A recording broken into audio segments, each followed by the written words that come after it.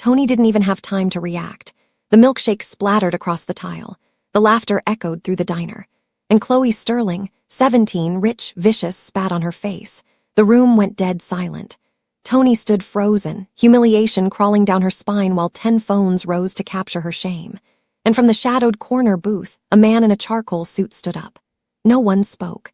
No one dared breathe because everyone at Neon Night's diner knew exactly who he was. Sun Sang-wook, the Korean Mafia boss. Then, turning to the girl who just destroyed her, he said quietly, "Wipe her face and apologize." Bell above the diner door chimed, that familiar tinny sound that usually disappeared into the background noise of Neon Night's diner. The air was thick with the smell of burnt coffee, frying bacon, and the sickly sweet scent of syrup hardening on laminate tables. For Tony Green, 26, it was just another Friday night, another grueling shift, another stack of tips that would barely keep her sister in school. She dried her hands on her apron and forced a smile at the elderly couple in booth 5. The smile was automatic now. It had been for years. The diner was the kind of place time forgot. Crimson vinyl booths patched with duct tape, black and white checkered floors worn smooth by decades of footsteps, a vintage jukebox that hadn't played a song since 2019, and a flickering neon sign in the window promising, "Open all night." It was a haven for exhausted rideshare drivers, insomniacs nursing cold coffee, and broken souls with nowhere to go when the city went dark. Tony belonged here because she'd never been given the chance to belong anywhere else. At the far end, in the corner booth where the overhead lights barely reached, sat 4 men. They came every Friday without fail. Silent, well-dressed in tailored suits that seemed out of place against the greasy atmosphere. They never made small talk, never caused trouble, never ordered more than coffee and sometimes a slice of pie. They just observed. Tony brought their drinks, refilled them before they asked, and pretended she couldn't feel the weight of their attention like electricity against her skin. That night, everything shattered. The door swung open again, and the entire atmosphere shifted. 5 teenagers burst in like they owned the place. Designer bags, luxury watches catching the neon light, phones already out and recording. Their laughter was deliberate, performed, meant to announce their presence. Leading them was Chloe Sterling, 17, daughter of real estate mogul Richard Sterling, whose face smiled from half the development billboards across the city. Everyone knew the Sterlings. They didn't eat at places like Neon Nights. Tony's chest tightened. This meant trouble. They claimed the booth right by the window, positioning themselves where they'd be most visible. Chloe snapped her fingers, and Tony walked over, order pad ready, jaw set. "What can I get you tonight?" Tony asked, keeping her voice professional. Chloe's smile was razor-sharp. 5 strawberry shakes and a bottle of vodka. Tony paused. "I'm sorry, miss, we can't serve alcohol to minors." Chloe cocked her head, blonde hair swishing. "Do I look like a minor to you?" Her friends snickered. One boy was already filming. "Come on, Chloe, she's just following the rules," he said weakly. Chloe waved him off. "Listen, waitress," she said, stretching the word like it was an insult. "When my father's investment parties spend more in an hour than this roach motel makes in a month, you'll fetch what I tell you to." Tony kept her voice even. "It's against the law. I'd lose my job." "Oh, sweetheart," Chloe said, leaning back with mock pity. "You already lost your future. Look around." She gestured at the peeling wallpaper, the cracked countertops, the grease stains that wouldn't come out. "Broken furniture, food that tastes like cardboard, and you." Her eyes swept over Tony's stained uniform with disgust. "You reek of desperation and minimum wage." The laughter hit like physical blows. Tony pressed her lips together. "I'll get those milkshakes." She turned toward the counter, fire burning behind her eyes. Just walk away, she told herself. Don't give them the satisfaction. She'd survived worse. She'd survive this. Then she heard it, a wet, violent sound. Something warm struck her cheek. Thick, disgusting. The taste of spit and strawberry syrup filled her mouth before her brain could process what had happened. Chloe Sterling had spit on her. Time stopped. Every conversation died mid-sentence. The sizzle of the griddle, the hum of the ancient refrigerator, even the buzz of the neon sign seemed to fade. Tony stood paralyzed, eyes wide, one shaking hand pressed to her face. Chloe's phone camera was aimed directly at her. "Smile for your viral moment, babe," Chloe cooed. "Maybe someone will finally see you exist." More laughter, but quieter now, uncertain. People at other tables shifted in their seats, staring hard at their plates. No one intervened. No one spoke. Tony felt her throat close. The 3:00 a.m. rush at Neon Night's diner was less of a rush and more of a slow crawl through purgatory. Tony Green moved between tables with the kind of efficiency that came from muscle memory, her feet aching in shoes held together by super glue and prayers. The overnight crowd was always the same. Truck drivers nursing their third cup of burnt coffee, a handful of nurses from County General still in their scrubs, and the occasional drunk couple stumbling in for hash browns they'd regret in 4 hours. Tony refilled coffee without being asked, dropped checks without making eye contact, and collected tips that amounted to loose change and the occasional crumpled $5 bill. Her younger sister Destiny's tuition payment was due in 6 days. She was $43 short, which meant picking up another double shift this weekend, which meant less sleep, which meant her hands shook a little more each time she carried a tray. "More coffee, hun?" she asked the trucker in booth 7, already pouring before he grunted his approval. He didn't look up from his phone. None of them ever really looked at her. That was the trick to surviving this job. You had to become invisible, a vessel for coffee and pancakes, a smile with no person attached. The diner itself seemed to hum with exhaustion. The overhead fluorescents flickered in a rhythm Tony had long stopped noticing. The jukebox in the corner had been broken for 3 years, its glass face reflecting the neon glow from the street outside. The vinyl booths were patched with duct tape in 6 different colors, a patchwork history of quick fixes that never quite held.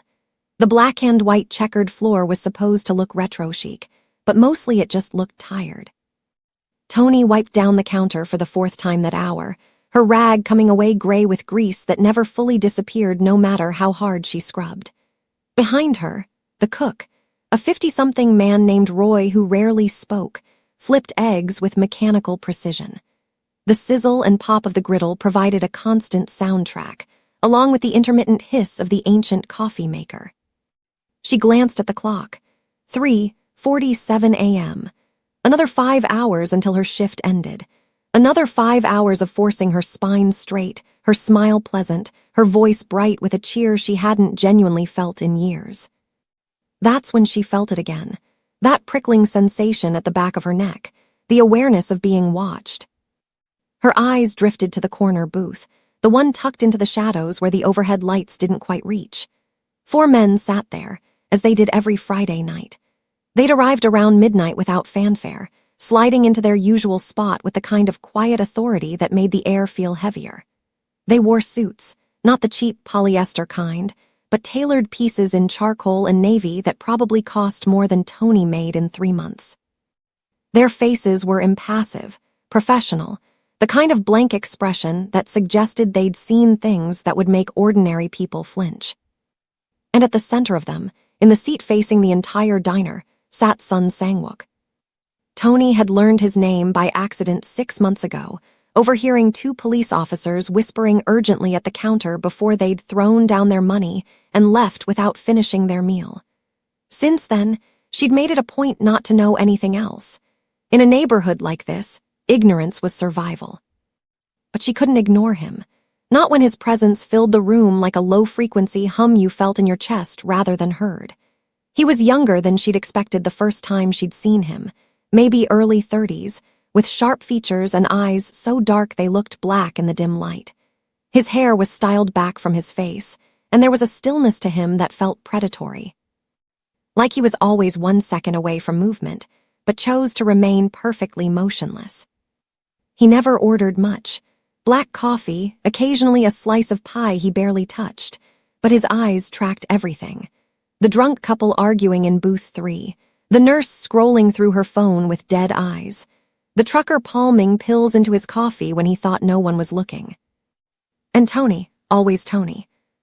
She felt his gaze now as she moved through her section, refilling water glasses and clearing plates. It wasn't lecherous or aggressive. It was something else.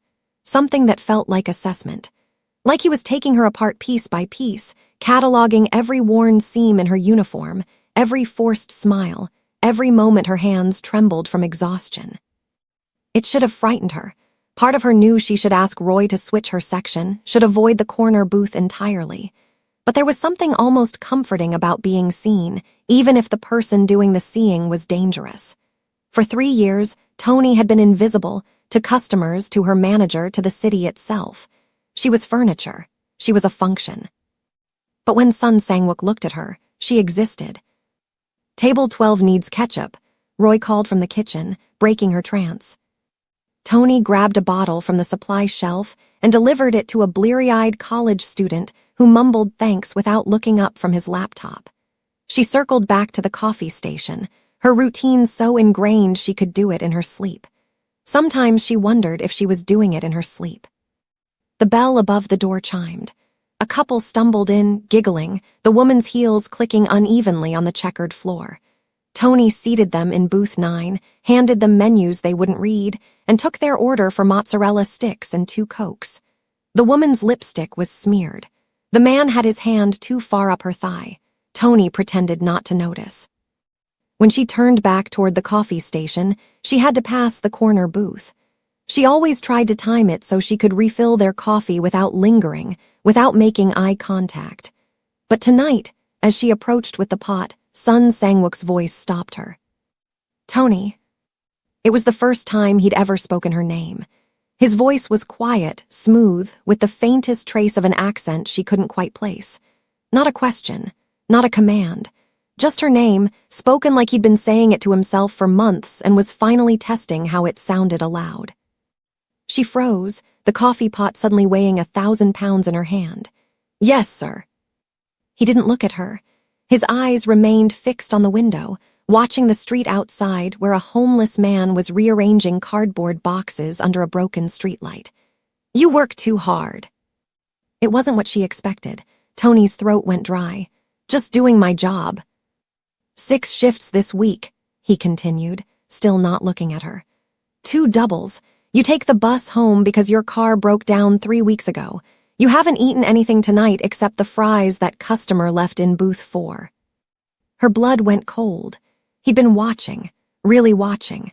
Not just casual observation, he knew her schedule, her habits, the details of her life she thought were invisible. "I'm fine," she said, her voice coming out smaller than she intended. "You're exhausted." One of his men shifted slightly, and Tony caught a glimpse of something holstered under his jacket. Her pulse kicked up. She should walk away. She should smile and nod and retreat to the safety of the kitchen. But her feet wouldn't move. "Coffee," she managed, lifting the pot slightly. Finally, Sun Sang-wook's eyes slid to hers. They were fathomless, unreadable, and for a moment Tony felt like she was falling. "Please." She refilled his cup with shaking hands, concentrating on not spilling. The other 3 men at the table didn't acknowledge her existence. They were statues, decorative and deadly. "Thank you, Tony," Sun Sang-wook said as she turned to leave. She nodded and forced herself to walk, not run, back to the counter. Her heart was hammering against her ribs. Roy gave her a look from the kitchen, a warning look that said stay away from that table. But Tony was already replaying the conversation in her mind, trying to understand what had just happened. The rest of the early morning crawled by in a blur of orders and refills and the mechanical dance of service work. But Tony couldn't shake the feeling that something had shifted. The corner booth remained occupied, quiet, watchful. And every time she glanced that direction, Sun Sang-wook was looking at her. Not at the diner, not at the door, at her. By the time the sky started to lighten outside, turning the neon glow of the street harsh and unflattering, Tony's exhaustion had transformed into something else. A kind of hyper-awareness. A feeling that tonight had been a prelude to something she didn't understand yet. When the clock finally hit 4:30 a.m. and the morning shift waitress shuffled in, Tony untied her apron with numb fingers. She counted her tips in the back room, $63, enough to make the tuition payment with a few dollars to spare, and pulled on her jacket. The corner booth was empty now. The men had left sometime in the last 20 minutes, silent as shadows. But on the table, next to a $50 bill folded under the empty coffee cup, was a business card. Cream-colored, expensive paper. No name, just a phone number embossed in black ink. Tony stared at it for a long moment, her exhausted brain struggling to process what it meant. Then she slipped it into her pocket, turned off the lights in her section, and walked out into the cold morning air, feeling like she just crossed a line she couldn't uncross. Tony didn't work Fridays normally, but Roy had called Thursday afternoon with that particular desperation in his voice that meant someone had quit without notice. Again.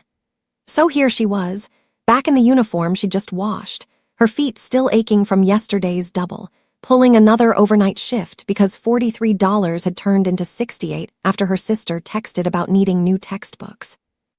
The Friday night crowd was different from the usual 3:00 a.m. stragglers. Younger, louder, more reckless. Groups of 20-somethings who'd been bar-hopping stumbled in around midnight, ordering cheese fries they'd pick at while scrolling through their phones. Tony moved through her section with practiced efficiency, ignoring the occasional slurred pickup line, the grabby hands she'd learned to dodge, the comments about her body that men thought she couldn't hear. Around 1 a.m, the corner booth filled again. The same 4 men, the same expensive suits, the same unsettling quiet. Sun Sang-wook took his usual seat facing the room, and Tony felt that familiar prickle of awareness crawl up her spine. She brought coffee without being asked, set it down without lingering, and retreated before he could say her name again. The business card was still in her jacket pocket. She'd looked at it approximately 40 times since yesterday, her thumb tracing the embossed numbers, but she hadn't called. What would she even say? And more importantly, what did a man like him want with someone like her? The bell above the door chimed at 1:47 a.m., and the temperature in the diner seemed to drop 10 degrees. Tony looked up from wiping down table 8 and felt her stomach clench. 5 teenagers poured through the entrance like they were stepping onto a yacht, not into a grease-stained diner that smelled like burnt coffee and industrial cleaner. Designer everything. Jackets that cost more than Tony's monthly rent, shoes that had never seen a scuff mark, phones in custom cases that probably cost more than her bus fare for a year. At the front of the pack was a girl who moved like she'd never been told no in her entire life. Blonde hair in perfect waves, makeup that looked professionally applied, a cropped jacket that showed off her flat stomach, and the diamond belly button ring that caught the overhead lights. She was laughing at something on her phone, holding it up for her friends to see, and the sound was sharp and performative. Chloe Sterling. Tony recognized her from the billboards, the society page of the local paper that someone had left on table 4 last week. Daddy's little princess, 17 years old and already infamous for the kind of behavior that money made disappear. They chose the booth by the window, of course they did, where everyone could see them, where passing cars would catch glimpses of their carefully curated lives. Tony took a breath, squared her shoulders, and approached with her order pad and her customer service smile. "Welcome to Neon Nights. What can I get started for you tonight?" Chloe didn't look up from her phone. One of the boys' dark hair, varsity jacket, the kind of handsome that knew it, glanced at Tony with bored eyes. "We're still deciding." "No problem.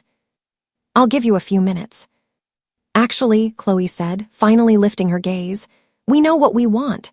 She looked Tony up and down with an expression somewhere between amusement and disgust. 5 strawberry milkshakes, extra thick, and a bottle of Grey Goose. The table went quiet, waiting. Tony's customer service smile stayed frozen on her face. "I can absolutely get those milkshakes for you, but I'm afraid we can't serve alcohol to anyone under 21.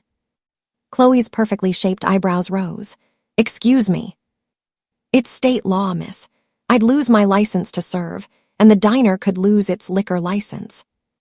One of the other girls, red hair, bored expression, leaned forward. "Do you know who she is?"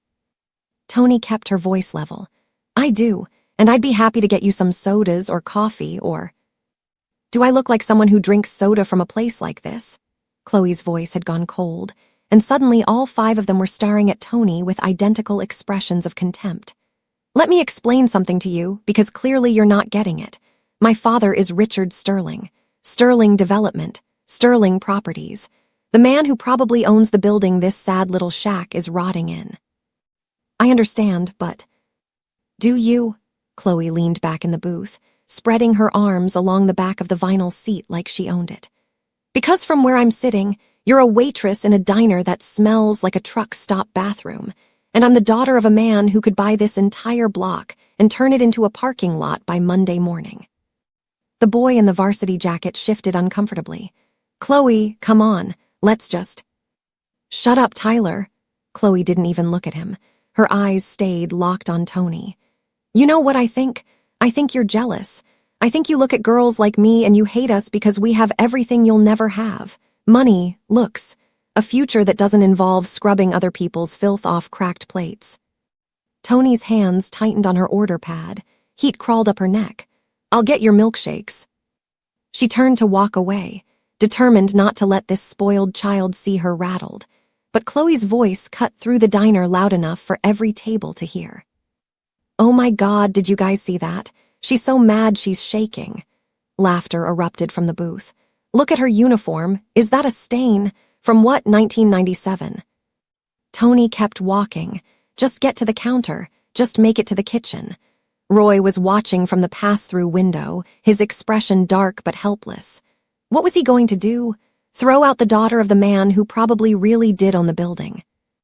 Behind her, she heard the scrape of vinyl, the rustle of expensive fabric, footsteps on the checkered floor.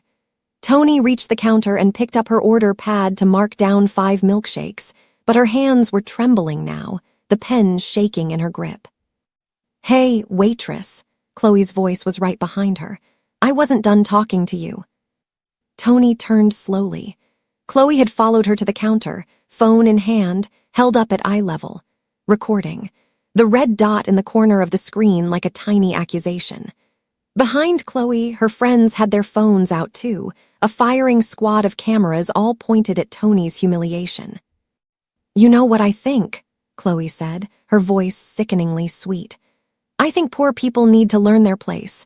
You're here to serve me, not to lecture me about laws that don't apply to people who actually matter.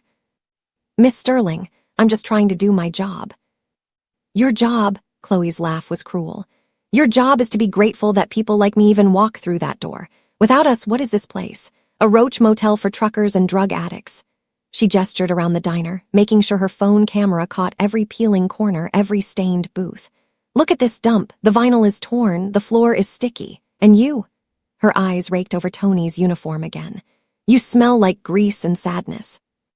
The other diners had gone quiet. Every eye in the place was on them now, but no one moved to intervene. The college student in the corner stared at his laptop screen harder. The elderly couple in booth 5 suddenly found their coffee fascinating. Even the drunk at the counter swiveled away, pretending he couldn't hear. Tony felt her throat tighten. I'll get your order. No. Chloe stepped closer, close enough that Tony could smell her expensive perfume, something floral and sharp. First, you're going to apologize for being rude to me. I wasn't rude. I just explained. You embarrassed me in front of my friends. You made me feel unwelcome. That's discrimination, you know. Chloe's smile was vicious. I could have you fired for that. I could call my father right now and have this entire place shut down by morning. Tyler had come up behind Chloe, looking uncomfortable. Chloe, seriously, let's just go somewhere else. Why? So she can think she won? Chloe turned to her friends, making sure they were all still recording. This is what I'm talking about. This is the problem with people like her. They think that just because they're poor and pathetic, we're supposed to feel sorry for them, like their miserable little lives are our responsibility. Something in Tony snapped. Just a little, just enough. You need to go back to your table or leave. The diner went dead silent. Even Roy had stopped moving in the kitchen. Chloe's expression transformed from cruel amusement to genuine outrage. What did you just say to me? I asked you to return to your table or leave the premises. Tony's voice was shaking, but she held her ground. You're disrupting other customers. I'm disrupting. Chloe's laugh was shrill now, disbelieving. Do you have any idea what you just did? Do you have any concept of how badly you just screwed up? She turned to her friends, making sure every camera caught her next words. "Did you all hear that? She just threatened me. This aggressive waitress just told me to leave a public establishment. That's assault. That's harassment." "That's not," Tony started, but Chloe was on a roll now, performing for an audience of millions who would eventually see this video. "You know what? I was trying to be nice. I was trying to give this sad place my business, bring my friends here, maybe leave a good review. But clearly you don't want customers who have actual money. You'd rather serve degenerates and criminals." Her eyes flicked to the corner booth, and something dangerous flashed across her face. "Oh my God, is that why you're being such a bitch? Do you have a thing for one of those Mafia guys back there? Are you their little pet?"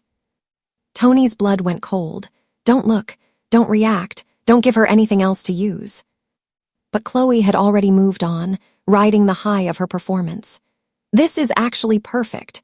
This is exactly the kind of content people need to see. The real face of service workers, aggressive, entitled, acting like they're doing us a favor by bringing us food. She pulled a milkshake from her friend's hand. One of them must have ordered from Roy directly, and before Tony could process what was happening, Chloe upended it. The thick pink liquid splashed across the counter, across Tony's uniform, cold and sticky and humiliating.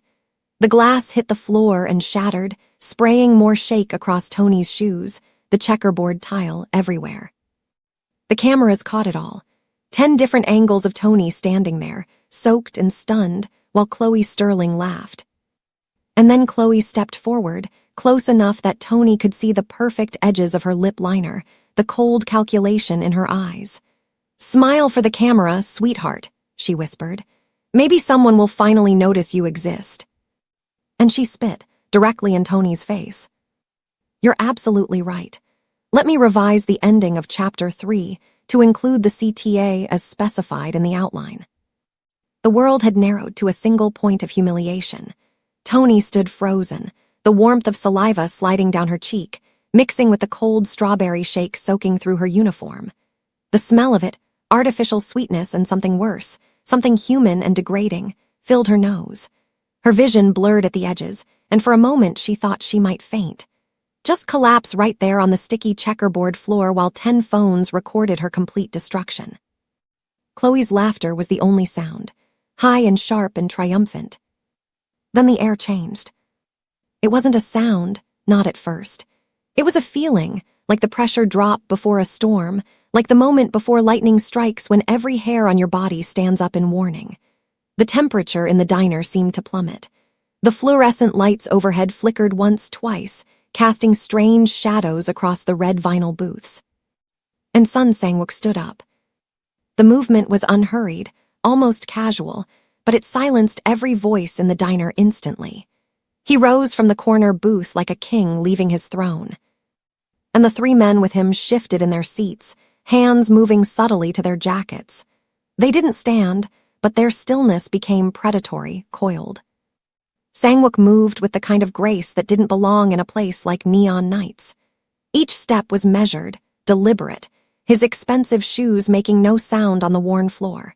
He was tall, taller than Tony had realized from seeing him seated, and the charcoal suit he wore fit him like a second skin, clearly custom-made, clearly worth more than everything in this diner combined.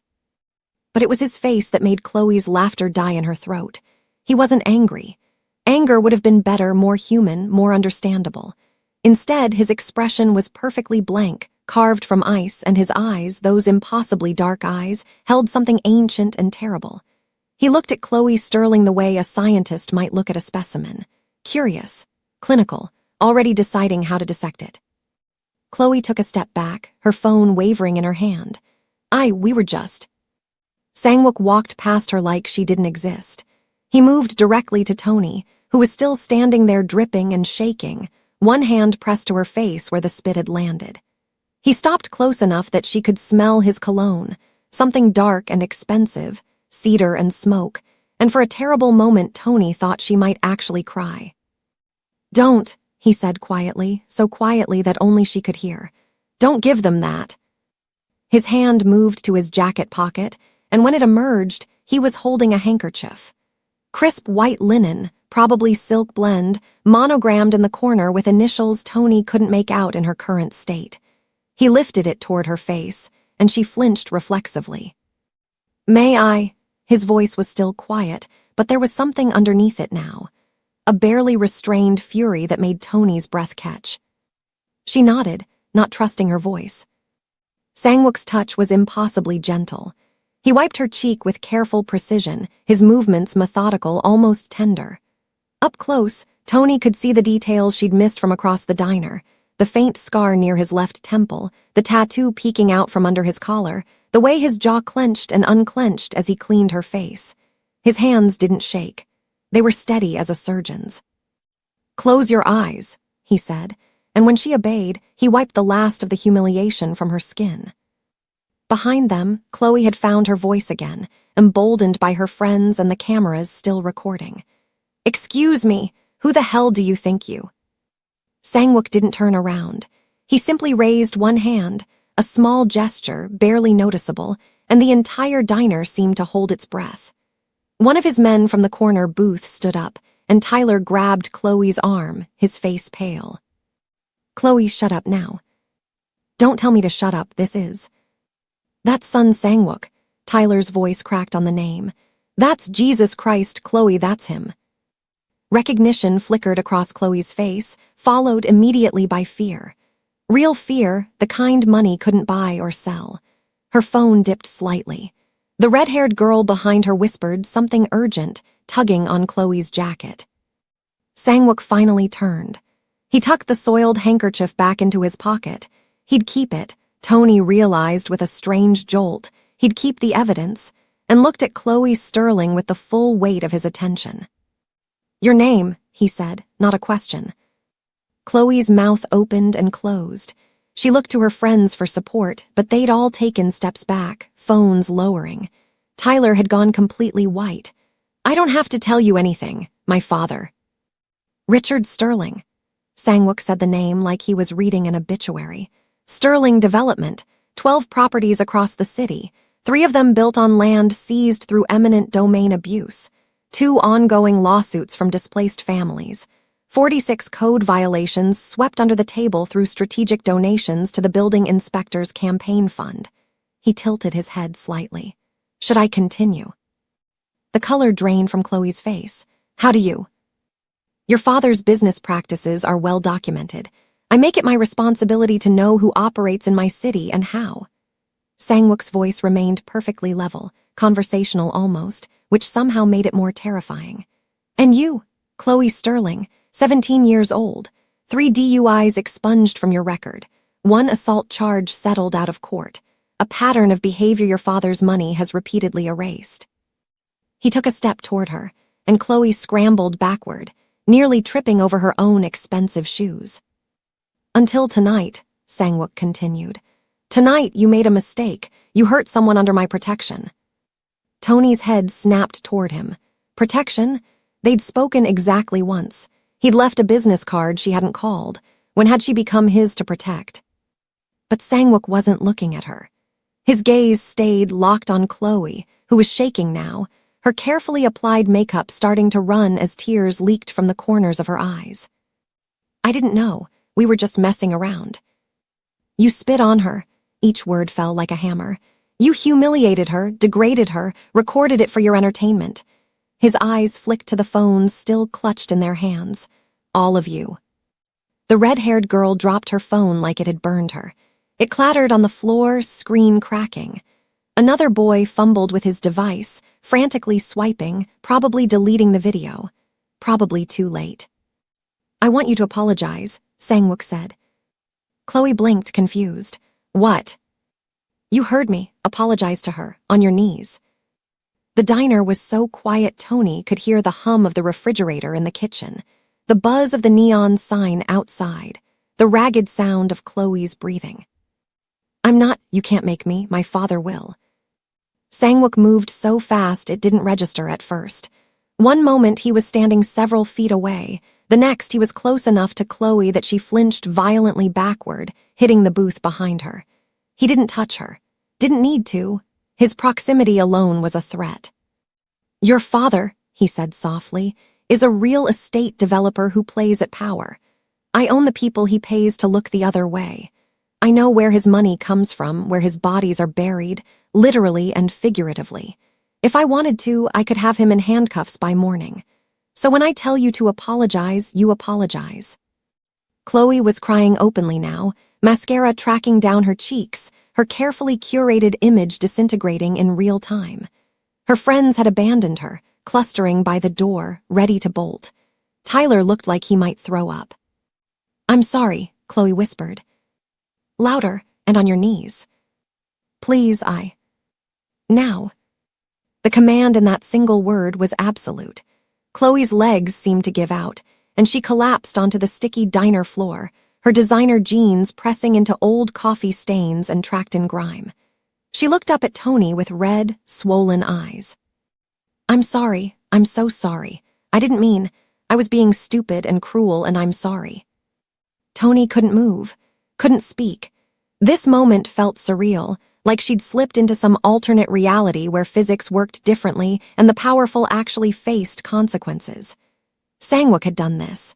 With nothing but his presence and his words, he'd brought Chloe Sterling to her knees on a filthy diner floor. "Look at her when you apologize," Sangwook said, "and mean it."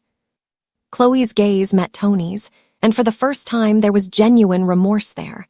Or maybe just terror. Tony couldn't tell the difference anymore. "I'm sorry for what I did. I'm sorry for humiliating you. You didn't deserve it, none of it." The words tumbled out in a rush, desperate and raw. "Please, I'm sorry."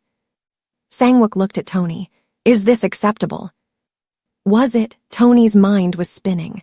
Part of her wanted to savor this, wanted to watch Chloe grovel and beg and finally understand what it felt like to be powerless.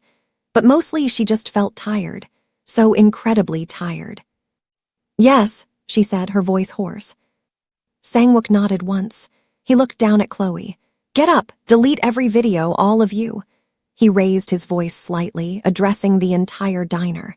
"If I find footage of tonight's incident online, I will know who posted it, and I will respond accordingly. Is that understood?" A murmur of agreement rippled through the diner. Phones disappeared into pockets. Eyes returned to plates. The normal sounds of the restaurant slowly returned, the hiss of the griddle, the gurgle of the coffee maker. Chloe Sterling thought her money made her untouchable, a goddess among mortals who could humiliate anyone without consequences. But tonight, she learned that real power doesn't come from a trust fund. If you think bullies like Chloe deserve a reality check, hit that like button to stand with Tony. Because everyone deserves respect, no matter what they do for a living. Chloe stumbled to her feet, supported by Tyler, who looked at Sangwook with undisguised terror. "Can we go, please?" "You can go." Sangwook stepped aside, and the 5 teenagers bolted for the door like prisoners granted pardon. The bell above the entrance chimed frantically as they spilled out into the night, their voices rising in panicked conversation the moment they hit the sidewalk. And then it was just Tony and Sangwook, standing in a puddle of spilled milkshake and broken glass, while the rest of the diner pretended very hard not to watch them. Sangwook turned to her, and his expression softened almost imperceptibly. "Are you hurt?" "No, Tony's voice broke. "Why did you do that?" "Because no one else would." He said it simply, like it was obvious. "And because you shouldn't have to endure that kind of cruelty in silence." "You didn't have to. I'm nobody to you." Something flickered across his face. "You're not nobody." The weight of those words hung in the air between them, heavy with implications Tony wasn't ready to unpack. Roy had emerged from the kitchen, a mop in hand, his expression carefully neutral. "I'll clean up," he said. "Tony, why don't you take your break?" Tony looked down at herself, uniform soaked, shoes sticky, hair probably a disaster. "I should change." "I'll wait," Sangwook said. "We should talk." It wasn't quite a request. Tony nodded numbly and headed toward the back room, her legs unsteady. Behind her, she heard Sangwook return to his booth, heard the quiet murmur of his men's voices. Everything had changed. She just didn't understand how yet. Tony's shift ended at 6:00 a.m., when the morning light turned the neon sign outside into a pale, sickly glow. She'd changed into her street clothes, jeans with a hole in the knee, a hoodie that had seen better years, sneakers held together with determination, and stuffed her ruined uniform into her backpack. Roy had told her not to worry about it, that he'd comp the replacement, but Tony knew what that meant. He'd take it out of her next paycheck in small increments.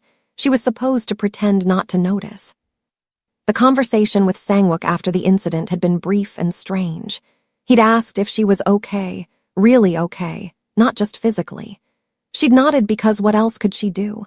Then he'd told her to be careful, that people like the Sterlings didn't accept humiliation gracefully, that they'd look for ways to retaliate. Tony had wanted to ask why he cared, why he'd intervened, what he wanted from her. But the questions had stuck in her throat, and he'd left with his men before she found the courage to speak them aloud. Now she stood outside the diner's back entrance, the alley lit by a single flickering bulb that barely pushed back the shadows. The morning air was cold enough to see her breath, and somewhere in the distance, a garbage truck groaned through its mechanical routine. She pulled her phone from her pocket, 11% battery, 3 missed texts from Destiny asking about money for a school trip, and started walking toward the bus stop 6 blocks away. The alley emptied onto a side street that ran parallel to the main drag. At this hour, it was deserted except for the occasional early morning jogger or delivery truck. Tony kept her head down, her hands shoved into her hoodie pocket, moving with the particular wariness of someone who'd learned that being invisible was a survival skill. She made it 2 blocks before she realized she was being followed. It wasn't obvious at first, just a feeling, that prickling awareness between her shoulder blades that made her glance back over her shoulder. A black sedan was crawling along the curb about half a block behind her, moving too slowly to be normal traffic. The windows were tinted dark enough that she couldn't see who was inside. Tony's pulse kicked up. She walked faster, her sneakers slapping against the pavement. The bus stop was 4 blocks away, 4 blocks that suddenly felt like 4 miles. The sedan kept pace with her, never getting closer but never falling back. When she turned the corner, it turned. When she crossed the street, it followed. Her heart was hammering now, adrenaline flooding her system, every instinct screaming at her to run. But running would prove she was scared. Running would make her pray. 3 blocks from the bus stop, the sedan pulled ahead of her and stopped abruptly, angled to block the sidewalk. Both front doors opened simultaneously, and 2 men stepped out. They wore suits, not as expensive as Sangwook's, but professional enough to suggest they weren't street thugs. One was older, maybe 50, with gray at his temples and the kind of face that had forgotten how to smile. The other was younger, built like he spent significant time in a gym, with cold eyes and a jaw that looked like it could crack walnuts. Tony stopped walking. Her brain was working frantically, calculating distances, exits, options. The alley to her left was a dead end. The street to her right was empty. Behind her was the way she'd come, but the sedan blocked any path forward. "Tony Green." The older man's voice was smooth, professionally neutral, like he was asking for directions, not cornering a woman in a deserted street at dawn. She didn't answer. Her hand tightened around her phone in her pocket. "We just want to talk," he continued, taking a step closer. "About what happened tonight at the diner." "I don't know what you're talking about." Her voice came out steadier than she felt. "Sure you do." The younger man smiled, and it was the kind of smile that made Tony's stomach drop. "You embarrassed Chloe Sterling, made her apologize in front of everyone. That wasn't very smart." "She spit on me. I didn't do anything." "That's not how Mr. Sterling sees it." The older man pulled something from his inside jacket pocket, not a weapon, just a phone, and turned the screen toward her. It showed a video, clearly taken from inside the diner, but it had been edited, cleverly edited. It showed Chloe on her knees, crying, while Sangwook loomed over her menacingly. But it didn't show what came before. Didn't show the milkshake, the spit, the humiliation. "This video is going to go viral by noon," the older man said conversationally. "Local waitress and her Mafia boyfriend terrorize innocent teenager. The media is going to have a field day. Your face will be everywhere, attached to words like thug and criminal and accomplice." Tony's blood went cold. "That's not what happened." Doesn't matter what happened. Matters what people believe happened. He tucked the phone away. Mr. Sterling is a reasonable man. He's willing to make this go away. All you have to do is sign a statement saying you and your associate threatened his daughter, that you demanded money to keep quiet about alleged safety violations in the diner. Simple extortion narrative. You get charged, you serve maybe 18 months, and when you get out, Mr. Sterling will make sure you're taken care of. Small settlement. Enough to set you up somewhere new. You want me to confess to something I didn't do and go to prison. We want you to face the consequences of your actions. The younger man had moved closer now, close enough that Tony could smell his cologne, something aggressive and woody. You should have kept your head down, should have taken the humiliation and moved on. But you had to get that gangster involved, had to make it a thing. Now there are consequences. Tony looked between them, her mind racing. They were serious. They were actually serious. The Sterlings were going to frame her for extortion, paint her as a criminal, destroy her life because their spoiled daughter had been forced to apologize. And if I refuse? The older man sighed like she'd disappointed him. Then the video goes live. Your sister Destiny, is it? 16 years old, junior at Marshall High. Her life gets very difficult. Colleges don't look kindly on family connections to organized crime. Scholarship committees even less so. And that's before we start looking into your mother's disability benefits. Lot of paperwork there. Lot of potential. Irregularities. The threat was clear. Sign the confession or they'd destroy not just Tony, but everyone she loved. I need time to think. You have 30 seconds. The younger man checked his watch like he had somewhere else to be. Tony's throat was so tight she could barely breathe. This couldn't be happening. This couldn't be real. She'd spent 3 years keeping her head down, being invisible, surviving. And now because some rich girl had decided to use her for entertainment, her entire life was being torn apart. 20 seconds. Her hand was still in her pocket, wrapped around her phone. She could call someone. But who? The police. The Sterlings probably owned half the department. A lawyer. With what money? Sangwook. She didn't even have his number memorized, just that business card she'd left in her locker at the diner. 10 seconds. Make your choice. Miss Green. The alley behind the two men was still deep in shadow, the sun not yet high enough to illuminate it. Tony watched those shadows, her mind spinning through impossible options, trying to find a way out that didn't end with her in handcuffs or her sister's future destroyed. And then the shadows moved. It was so subtle she almost missed it. A shift in the darkness, a redistribution of weight. One moment the alley was empty, the next there were figures emerging from it. 4 of them, moving with the kind of coordinated silence that spoke to military training or something worse. The younger man noticed Tony's gaze shift and started to turn, but he was too slow.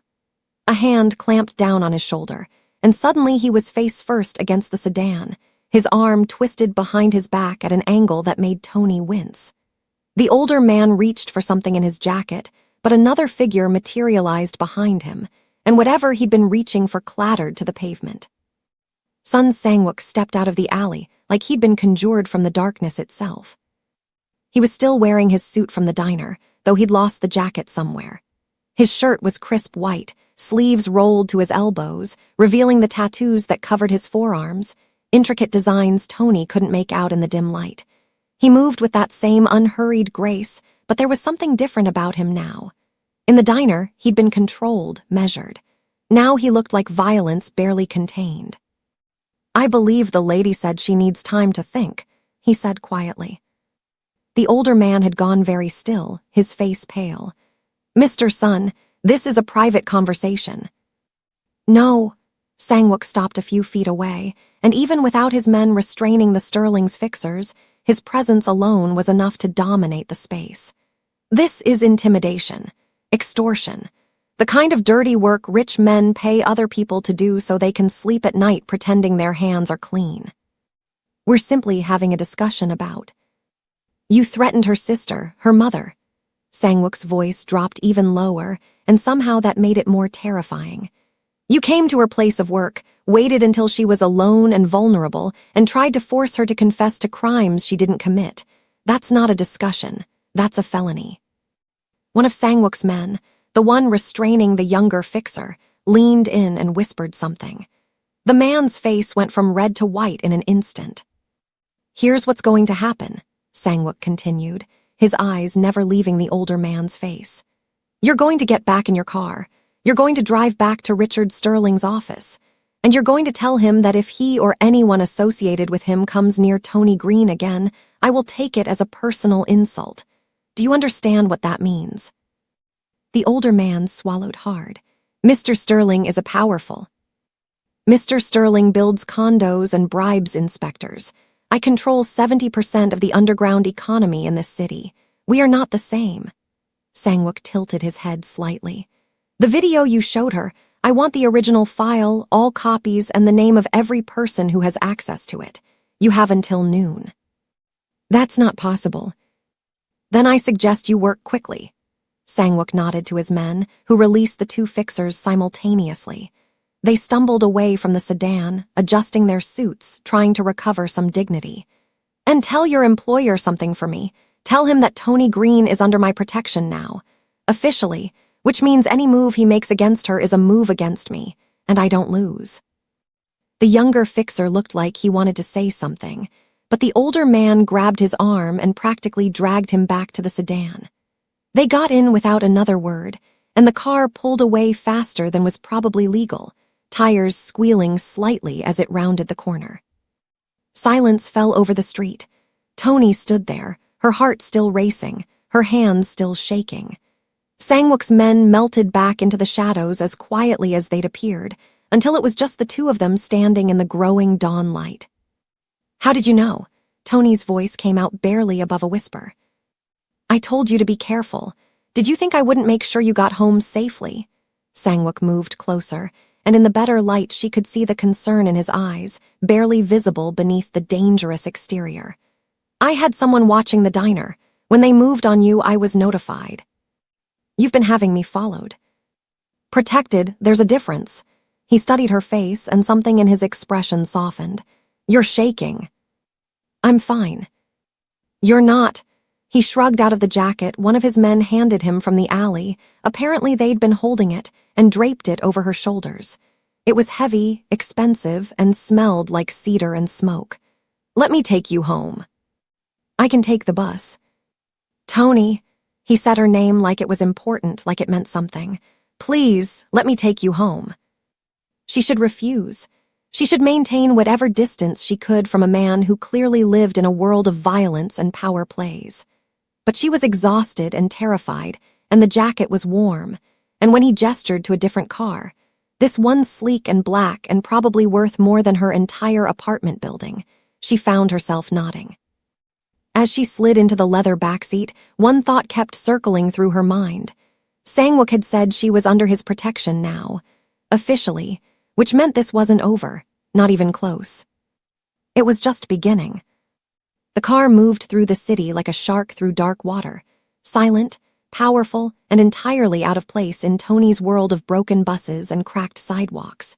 She sat in the back seat with Sang-wook beside her, his jacket still draped over her shoulders, watching the familiar streets transform into unfamiliar territory. They'd left her neighborhood behind 10 minutes ago, moving steadily upward through the city's economic strata with every mile. The buildings grew taller, cleaner, newer. The streets widened. The people walking the early morning sidewalks wore athleisure that cost more than Tony's monthly rent, carried coffee in cups from places that didn't serve day-old donuts. This was a different city entirely, one that existed in the same geographic space as hers, but might as well have been on another planet. "Where are we going?" Tony finally asked, breaking the silence that had stretched between them since they'd left the confrontation behind. "Somewhere safe," Sang-wook replied, his gaze fixed on something outside the window. "The Sterlings won't stop with one failed attempt. They'll regroup, strategize, come at you from a different angle. You can't go home right now." "I have to. My sister is already being looked after." He turned to face her then, and Tony saw something in his expression she couldn't quite name. Not pity, he didn't seem capable of pity, but something adjacent to it. Understanding, maybe. "I sent someone to her school an hour ago. She'll be escorted home safely, and there will be security outside your apartment building. Discreet, but present. Tony's chest tightened. You don't get to make decisions about my family without asking me. You're right, I apologize. The words sounded genuine, which somehow made it worse. But the Sterlings move fast when they feel threatened. By the time I asked your permission, Destiny could have been approached by someone claiming to be a guidance counselor or a scholarship administrator or any number of covers they'd use to gather leverage. The logic was sound, but it didn't make Tony feel less like her life was spiraling out of her control. She'd spent years building careful walls around herself and her sister, keeping them safe through sheer invisibility. Now those walls were crumbling, and Sun Sang-wook was standing in the rubble acting like he had the right to rebuild them according to his own blueprint. The car pulled up to a high-rise that made Tony's stomach drop. It was all glass and steel, reaching into the sky like it was trying to escape the earth entirely. A doorman in a uniform that probably cost more than Tony made in a month opened the car door, greeting Sang-wook with a respectful nod that suggested this was routine. Mr. Sun, good morning. Sang-wook helped Tony out of the car with a hand on her elbow, and she hated how steadying that touch felt. The lobby was marble and gold accents, with a fountain in the center that served no purpose except to announce that the people who lived here had money to waste on decorative water features. A few early risers moved through the space, a woman in yoga pants worth more than a used car, a man in a suit talking urgently into his phone about markets and shares. They took a private elevator. Of course they did. Sang-wook pressed his thumb to a biometric scanner, and the doors closed with a whisper-soft hiss. The elevator climbed, and Tony watched the numbers tick higher, 20, 30, 40 floors, until they reached the penthouse level. The doors opened directly into an apartment that made Tony forget how to breathe. Floor-to-ceiling windows wrapped around 2 full walls, offering a view of the city spread out below like a circuit board, all lights and angles and geometric precision. The sun was fully up now, casting golden light across hardwood floors so polished they looked wet. The furniture was minimal but clearly expensive, low-slung sofas in charcoal gray, a dining table that looked carved from a single piece of wood, art on the walls that might have been famous if Tony knew anything about art. But it was the details that caught her attention. The space was immaculate but lived in. A book lay open on the coffee table, its pages marked with a leather bookmark. A pair of reading glasses sat beside it. In the kitchen, visible through an open archway, she could see a coffee maker mid-brew, the scent of expensive beans filling the air. This wasn't a showroom. Someone actually lived here. Make yourself comfortable, Sang-wook said, moving toward the kitchen. Are you hungry? Tony stood frozen in the entryway, suddenly aware of how out of place she looked. Her jeans with the hole in the knee, her ratty hoodie, her discount sneakers, she was a smudge on a pristine canvas. I should go home. You can't, not yet. He poured 2 cups of coffee without asking if she wanted any, moving with the efficiency of someone who'd done this 1,000 times. The Sterlings will be watching your building. They'll have people waiting to see when you return, what state you're in, whether you're alone. Right now, you're safer here. I don't even know you. Sang-wook paused, cup halfway to his lips. That's fair. He set the cup down and gestured to the sofa. Sit, please, let me explain. Tony didn't want to sit. Didn't want to get comfortable in this space that felt like it existed in a different dimension from her reality. But her legs were shaking from adrenaline crash, and the sofa looked impossibly soft, so she lowered herself onto the edge of the cushion, perching like she might need to run at any moment. Sang-wook sat across from her in an armchair, his posture relaxed but his eyes sharp. I've been watching you for 6 months, every Friday night at the diner, and occasionally on your other shifts. That's not creepy at all, Tony muttered. It's not like that. He leaned forward, elbows on his knees. 6 months ago, one of my associates was drunk and belligerent at the diner. He grabbed your wrist when you tried to take his plate, said something crude about your body. Do you remember? Tony did. She remembered the way her skin had crawled, the way Roy had looked ready to step in but hadn't because the guy was twice his size. She remembered twisting her wrist free and finishing her shift with fingerprint bruises blooming purple under her sleeve. "You didn't cry," Sang-wook continued. "Didn't make a scene. You just pulled away, finished your shift, and went home. The next day my associate was found beaten so badly he spent a week in the hospital. I did that." He said it matter-of-factly, like he was describing a business transaction. "Because no one who works for me disrespects women. Period." "So you've been stalking me out of what guilt?" "Not guilt, interest." He picked up his coffee, took a sip. "You were different from the others in that diner. The way you moved, the way you handled customers, you were performing invisibility, trying so hard to be nothing, to be background noise. But I saw you, the real you, underneath the survival tactics." Tony's throat went tight. "You don't know anything about me." "Don't I?" Sang-wook set down his cup and pulled his phone from his pocket. He tapped the screen a few times, then turned it toward her. "Tony Green, 26 years old. Mother is Linda Green, early onset Alzheimer's, currently in Brookside Care Facility on the East Side. You visit her every Sunday morning before your shift. Your sister Destiny is 16, junior at Marshall High, straight-A student with early acceptance to 3 universities she can't afford to attend. You work 60-hour weeks across 2 jobs, the diner and weekend housekeeping at the Grandview Hotel. You haven't bought new clothes in 8 months. Your car broke down 3 weeks ago, and you sold it for parts rather than repair it because the bus pass was cheaper. You eat 1 meal a day, usually whatever's left over at the diner that Roy lets you take home. You're $43 short on your mother's care facility payment this month." Each fact landed like a physical blow. Tony stared at him, horror and fury warring in her chest. "How do you?" "I make it my business to know things." He pocketed the phone. "Especially about people I care about protecting." "You can't just decide to protect someone without asking." "I can actually. That's the benefit of the position I hold." He stood, moved to the windows, his silhouette backlit by the morning sun. "You think you're invisible, Tony. You think if you keep your head down, work hard enough, sacrifice enough, the world will leave you alone. But that's not how it works. People like the Sterlings, they see your vulnerability as invitation, your silence as permission. And people like you," Tony's voice shook with anger she'd been holding back. "What do you see?"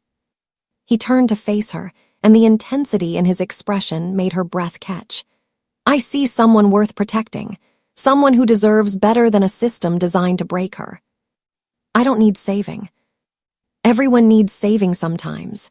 He moved back toward her, and Tony hated how her body tensed, hated how aware she was of him. 6 months I've watched you fight alone, watched you shoulder burdens that would break most people. You never complain, never ask for help, never expect anyone to care. Well, I care, and I'm not going to apologize for it." Tony stood abruptly, needing to move, needing space to think. She walked to the windows, putting distance between them, and looked out at the city below. From this height, everything looked small, manageable. The diner was somewhere down there, invisible among the buildings. Her apartment, her life, her struggles, all of it reduced to geometric shapes and ant-sized cars. "Why me?" she asked quietly. "You could protect anyone, why choose me?" The silence stretched long enough that Tony thought he might not answer. Then she heard him move closer, felt him stop just behind her, close enough that she could feel the heat of his presence without touching. "Because when you looked at me in that diner, you weren't afraid. Everyone else sees the suit, the reputation, the men who follow me. They see danger. But you saw another person working the graveyard shift in their own way. You refilled my coffee like I was human." Tony turned to face him, and the vulnerability in his expression caught her off guard. This man who'd terrified grown men this morning, who commanded rooms with his presence, who seemed capable of rewriting reality with a phone call.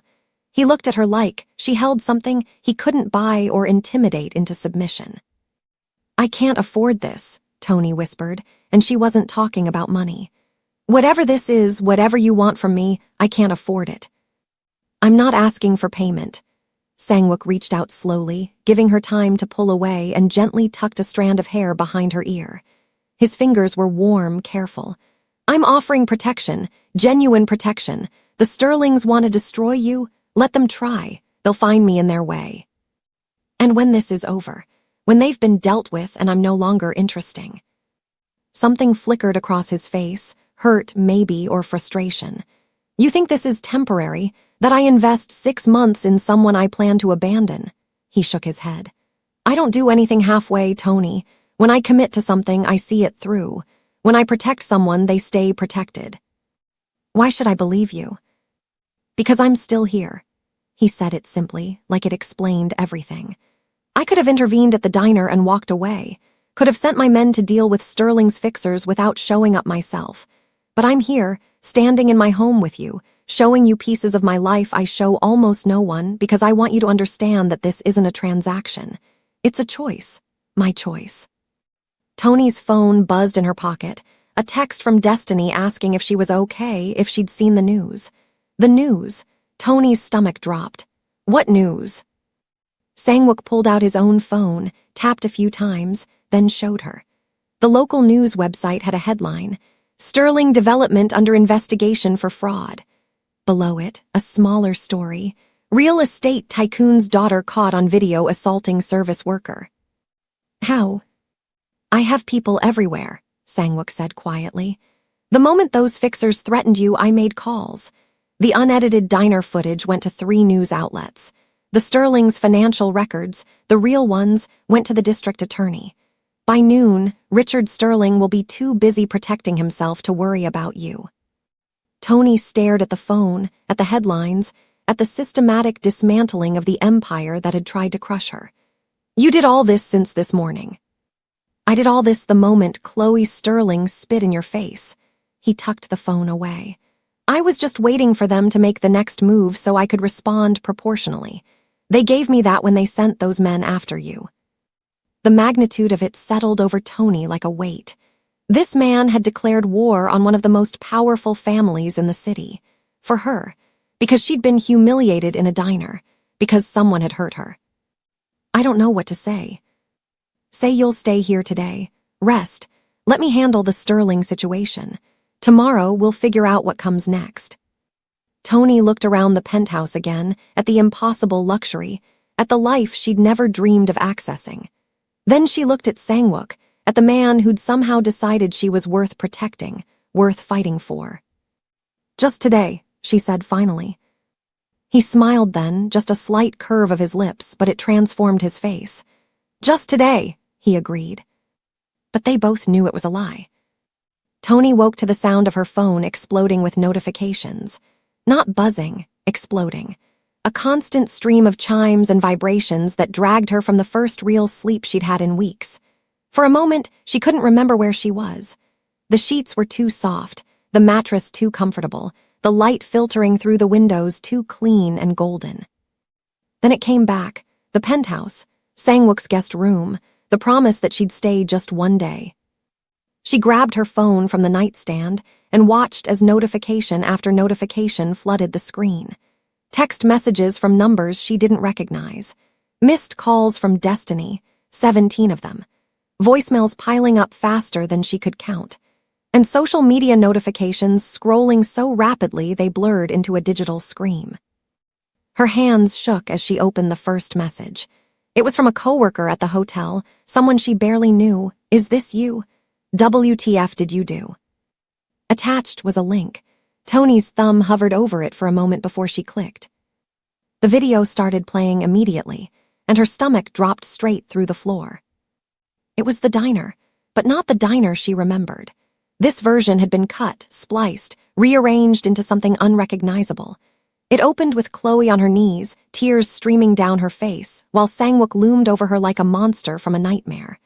The angle made him look massive, threatening, his hand raised as if he was about to strike. Chloe's voice, amplified, distorted, pleaded for mercy. Please, I didn't mean anything. Don't hurt me, please. Then it cut to Tony, but not the Tony who'd been humiliated, who'd had spit sliding down her face. This Tony looked cold, calculating. The editor had captured a moment when she'd been looking at Chloe, probably in shock, and frozen it, zoomed in, made it look like cruelty. Like satisfaction. A voiceover began, professional and grave. Last night, 17-year-old Chloe Sterling was violently threatened at a local diner by waitress Tony Green and her associate. identified by sources as Sun Sang-wook, a known organized crime figure. Sterling, who had stopped at the diner with friends after a charity event, was forced to her knees and verbally assaulted in what witnesses describe as an attempted extortion scheme. The video cut to witness interviews customers from the diner, faces blurred, voices distorted. But Tony recognized them. The drunk at the counter, the college student who'd never looked up from his laptop. None of them had helped her, and now they were lying. She was aggressive from the start, one distorted voice claimed. Refused to serve them, got confrontational. Then that man showed up and it got scary. He was threatening everyone, said he'd hurt anyone who talked. Another voice. The girl was terrified, crying, begging. It was awful to watch. That waitress just stood there smiling. The video ended with a still frame of Tony's face. That same frozen moment of shock transformed into malice and text overlay. Tony Green, violent extortionist or mafia accomplice. Tony's vision blurred. She watched it again, and again. Each time it got worse. The editing was masterful, professional, designed to transform victim into villain with surgical precision. Every cut, every angle, every witness statement built a narrative that was completely false but entirely believable. She switched to social media and immediately wished she hadn't. The video had gone viral, millions of views in just a few hours. The comments were a tsunami of hatred. People like her are why I never tip. Of course she's working with the Mafia. Look at her, criminal written all over her. That poor girl, hope they both get locked up for life. Why do these people think they can treat customers like that? Stay in your lane. There were think pieces already being written. The hidden violence of service workers, when entitlement turns dangerous. The Mafia's new recruitment strategy, desperate women. Her full name was everywhere. Her age, where she worked, both jobs. Someone had found her mother's care facility and posted about how Tony was probably stealing from dementia patients. Another thread was dissecting Destiny's social media, suggesting her scholarship applications were funded by mob money. They were destroying her, systematically, efficiently, publicly. A knock at the bedroom door made her jump. "Tony," Sang-wook's voice, careful and controlled. "May I come in?" She couldn't answer. Her throat had closed completely. But he must have heard something, a sob, maybe, or the sound of her phone hitting the floor, because the door opened slowly. Sang-wook stepped inside, and his expression transformed when he saw her. "You watched it." "The whole city watched it." Tony's voice came out broken, raw. "They think I'm a criminal. They think I'm extorting teenagers. They're going after my sister, my mother." The words dissolved into tears she'd been holding back since the diner, since the milkshake, since her entire life had been ripped apart and reassembled into a lie. Sang-wook crossed the room and sat on the edge of the bed, close but not touching. "I know. I've been monitoring it since it dropped 3 hours ago." 3 hours, Tony's head snapped up. "Why didn't you wake me?" "Because you needed sleep more than you needed to watch yourself being destroyed in real time." He reached for her phone, picked it up from where it had fallen. "And because I was already working on the response." "What response? They have the narrative, they control it. No one's going to believe the truth now." "They will." His voice held absolute certainty. "The Sterlings made a mistake. They went too big, too fast. They turned this into a national story, which means more scrutiny, more eyes, more journalists looking for the real story behind the headline. And when that happens, the truth has a way of surfacing." Tony wanted to believe him, but she'd seen the comments, seen the hatred, seen how quickly the internet had decided she was guilty. "My life is over. Even if you clear my name, even if you prove it's all lies, I'm still that girl from the video. That's all people will remember." "Then we make them remember something else." Sang-wook finally reached out, his hand gentle on her shoulder. "Tony, I need you to trust me. Can you do that?" Before she could answer, his phone rang. He glanced at the screen and his expression hardened. "I need to take this. Don't look at social media again, please." He stepped out of the room, and Tony heard his voice drop to a murmur as he spoke to whoever was on the other end. She sat on the impossibly soft bed in the impossibly beautiful room, and felt the weight of the world's judgment pressing down on her chest. Her phone buzzed again. Another text from a number she didn't know. You should kill yourself before someone does it for you. Then another, I know where you live. You're dead. And another, hope the Mafia money was worth it when you're getting raped in prison. The messages kept coming, an avalanche of anonymous hatred from people who'd never met her, never spoken to her, never bothered to question the narrative they'd been fed. She was a villain now, a cautionary tale, a symbol of everything wrong with people who didn't know their place. The bedroom door opened again, and this time Sang-wook wasn't alone. One of his men, she recognized him from the diner, a lean man with cold eyes carried in a laptop. Sang-wook set it on the bed and opened it to a news site. It's starting, he said simply. The headline read, Questions emerge about Sterling extortion video. Below it, an article from a respected investigative journalist who'd apparently received a tip about editing inconsistencies. The piece laid out, point by point, how the video had been manipulated. It included timestamps, metadata analysis, expert commentary from forensic video specialists. How did you? I have resources. Sang-wook scrolled down to show her more articles popping up in real time. This journalist has been investigating the Sterlings for months. I gave him the unedited footage from the diner, along with documentation of their editing process. He's not the only one. 3 other outlets are working on similar pieces. But the comments on this article were skeptical. Of course, the mob is trying to cover their tracks. Fake news defending criminals. The journalist probably got paid off. They don't believe it, Tony said flatly.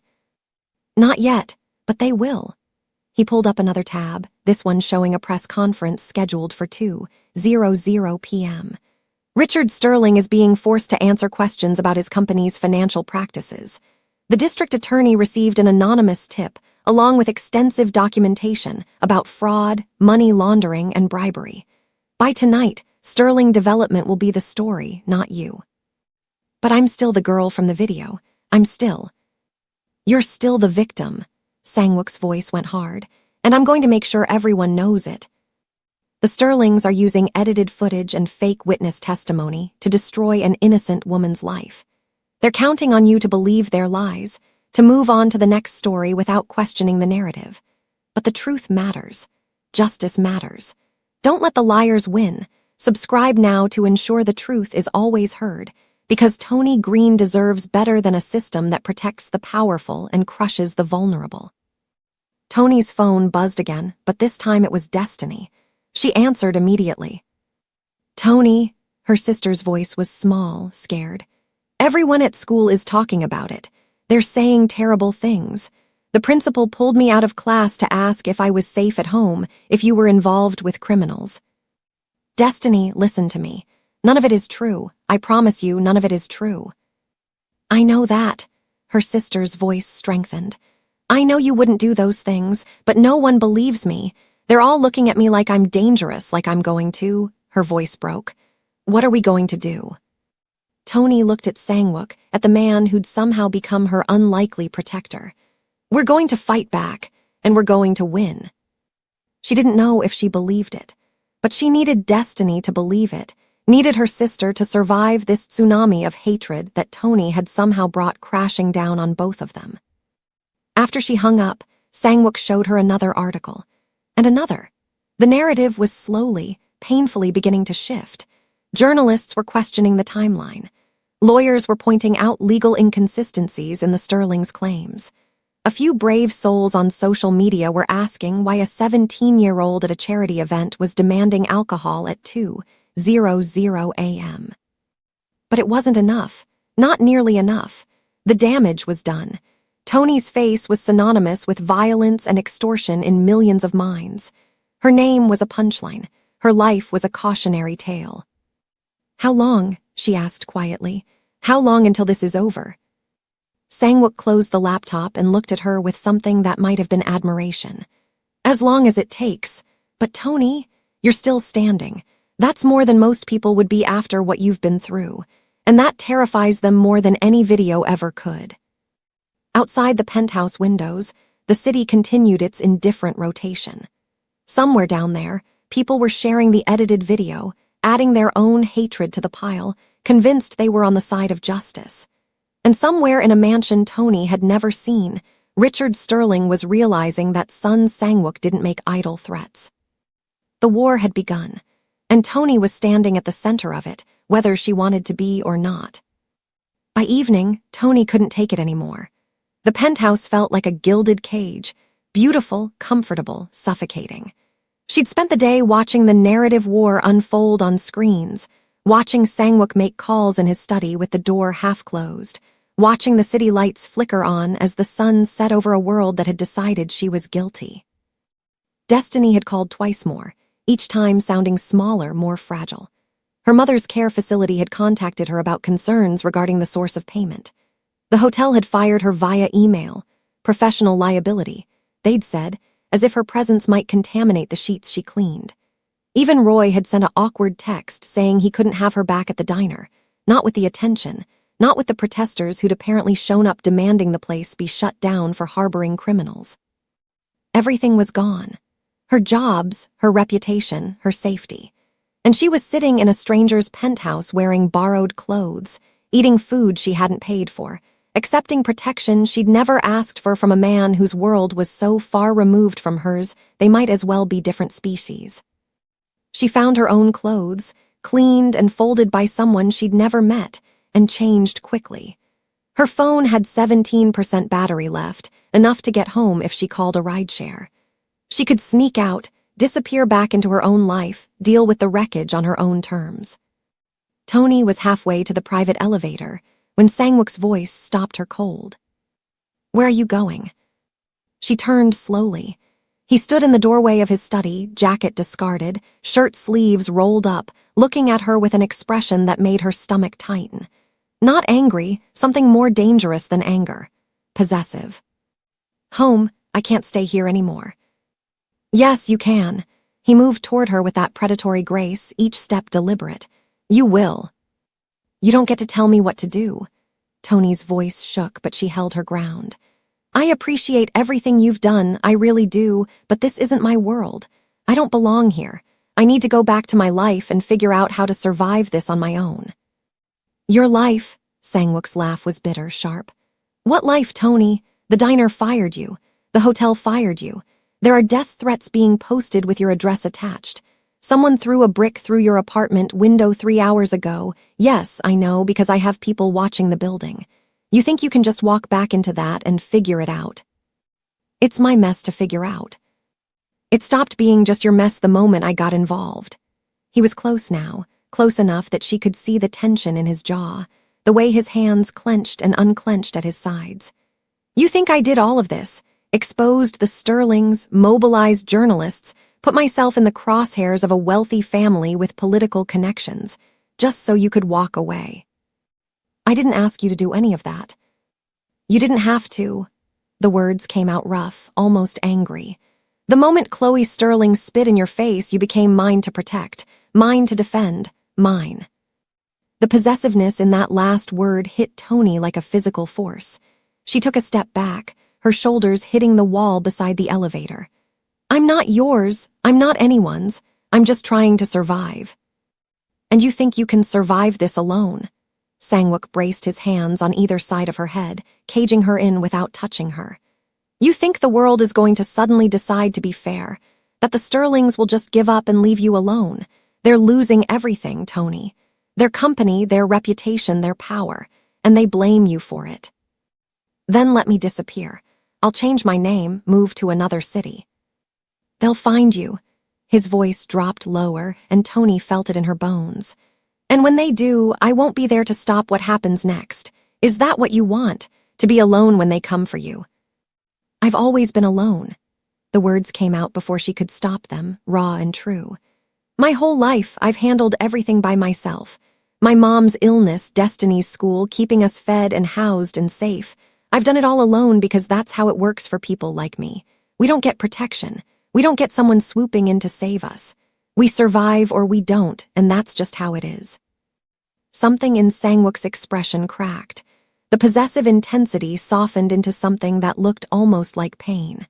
"I know what it's like. Being alone. Believing you have to carry everything yourself because no one else will. Tony couldn't help the skepticism in her voice. You have men who follow your orders, money that solves problems, power that makes the Sterlings tremble. You have no idea what it's like to be actually alone. Don't I? He pushed away from the wall, turning to face the windows, his silhouette dark against the city lights. I was 12 when my father was killed, stabbed 17 times in an alley by a rival gang member. My mother couldn't handle it, the grief, the fear, the debt he'd left behind. She killed herself 6 months later. Pills and cheap whiskey. Tony's breath caught. This wasn't what she'd expected. I was put in the system. Foster care, group homes, the kind of places where you learn that weakness gets you killed and trust gets you betrayed. His voice was flat now, reciting facts that had been worn smooth by repetition. By 15, I was running with a crew in Koreatown. By 17, I'd killed my first man, someone who'd tried to rape a girl who reminded me of my mother. By 20, I'd taken over the operation because everyone above me was either dead or in prison. He turned back to face her, and Tony saw something in his eyes she'd never seen before. Vulnerability. Real, raw vulnerability. I built this empire alone. Every connection, every alliance, every piece of power I hold, I fought for it because I had to. Because being alone meant being dead, and I refused to die in some anonymous alley like my father. So yes, Tony, I know what it's like to survive. I know what it's like to carry everything yourself because the alternative is drowning. Tony's anger was dissolving, replaced by something more complicated. Then why me? You could have anyone. You have the power to protect whoever you want. Why choose someone who's just going to drag you into more problems? Sangwook moved closer again, but this time his approach was different, gentler. Do you remember the first time I came to the diner? 6 months ago, you were dealing with that drunk who'd grabbed you. Your associate. My associate, he confirmed. I watched you handle him, watched you stay calm, professional, even though you were terrified, even though no one was coming to help you. And after he left, after Roy offered you the rest of the night off, you said no. You finished your shift because you needed the money, because Destiny had a field trip payment due. He was right in front of her now, close enough that she could see the flecks of amber in his dark eyes. I watched you refill coffee for customers who didn't tip, smile at people who treated you like furniture, work yourself to exhaustion because that's what survival required. And I saw something I'd lost a long time ago, genuine dignity. Not the kind that comes from power or money, but the kind that exists despite having neither. You were the strongest person in that diner, and no one knew it but me. That's not strength, that's just desperation. It's both. His hand lifted slowly, telegraphing the movement, giving her time to pull away. When she didn't, he cupped her face with a gentleness that seemed impossible from someone capable of such violence. I chose you because you reminded me of who I was before the world taught me to be hard. And because when you looked at me, you didn't see a monster or a weapon or a means to an end. You saw a man who needed coffee. Tony's eyes burned with tears she refused to shed. This isn't fair. You can't just decide I'm yours without asking what I want. You're right. He dropped his hand but didn't step back. So I'm asking, what do you want, Tony? The question hung between them, heavy with implications. What did she want? To go back to a life that no longer existed? To pretend she could survive this alone when every piece of evidence suggested otherwise? Or to accept that something had fundamentally changed the moment Sun Sangwook had stood up in that diner? I want my sister to be safe, she said finally. I want my mother to stay in her care facility. I want to not be afraid every time I open my phone or walk down the street. Her voice broke. I want to stop feeling like I'm drowning. Then stay. The words were quiet but absolute. Stay here where I can protect you. Let me handle the Sterlings, the media, the threats. Let me give you what you've never had, someone in your corner who has the power to actually help. And what do you get out of this? What's the price? Sangwook's smile was sad, knowing. You think there has to be a transaction, that I can't just want to protect you because you deserve protection. Nothing's free, not in my world. Then maybe it's time you lived in a different world. He stepped back, giving her space, and Tony felt the loss of his proximity like a physical ache. "I'm not asking you to love me. I'm not even asking you to trust me completely. I'm asking you to let me stand between you and the people who want to destroy you. That's it." "That's not it. You said I was yours. That's not just protection, that's ownership." "You're right, I apologize." He ran a hand through his hair, a rare gesture of frustration. "I spent 15 years learning that the only way to keep something safe is to control it completely. It's a hard habit to break, but I'm trying, Tony. For you, I'm trying." The sincerity in his voice undid something in her chest. This man who commanded empires and dismantled families with a phone call was standing in his penthouse looking at her like she held something he couldn't take by force. "I need boundaries," Tony said quietly. "If I stay, I need to know I can leave when this is over, that you're not going to lock me in some golden cage and pretend it's for my own good." "Agreed." "And Destiny stays in school. School, normal life. I don't want her involved in your world." "Already arranged. She'll have security but discreet. She won't even know they're there." "And my mother will continue receiving the best care available. I've already upgraded her facility and covered the next year of payments. Consider it a gift, not a transaction." Tony stared at him, overwhelmed by the casual way he'd just solved problems that had been suffocating her for years. "I can't accept that. I can't owe you." "You don't owe me anything." Sangwook moved to his desk, pulled out a folder, and handed it to her. "The payments were made by an anonymous donor. Legally, they can't be traced back to me or you. Your mother's care is secure regardless of what happens between us." She opened the folder and saw the documentation, payment confirmations, upgraded care plans, everything official and ironclad. He'd done this before asking for anything in return, before she'd agreed to stay. "Why?" The question came out as a whisper. "Because you shouldn't have to choose between your safety and your mother's care. Because the system that makes you choose is broken, and I'm tired of watching it break people like you." He moved closer again, and this time when he cupped her face, she leaned into the touch. "Stay, Tony. Not because you're mine, because I'm yours. Use me. Use my power, my resources, my protection. Take everything I have and burn the Sterlings to the ground with it." The offer was intoxicating, dangerous, everything she'd never allowed herself to want. Someone strong enough to carry some of the weight. Someone willing to fight battles she'd always fought alone. "Just until this is over," she said, knowing it was a lie even as she spoke it.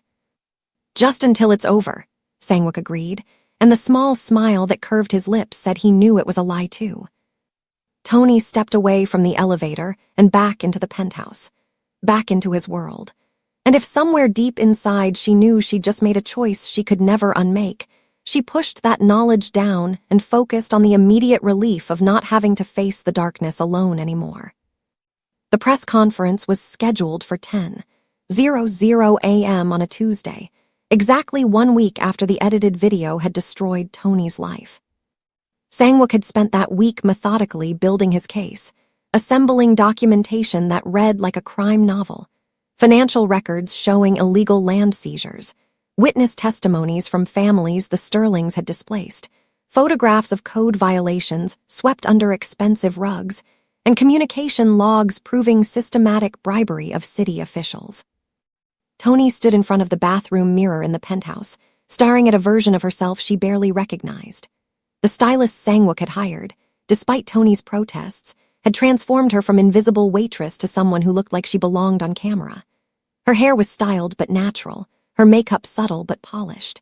She wore a simple navy dress that somehow cost more than 3 months of her old rent, paired with shoes that didn't hurt her feet for the first time in her adult life. "You look terrified," Sangwook said from the doorway.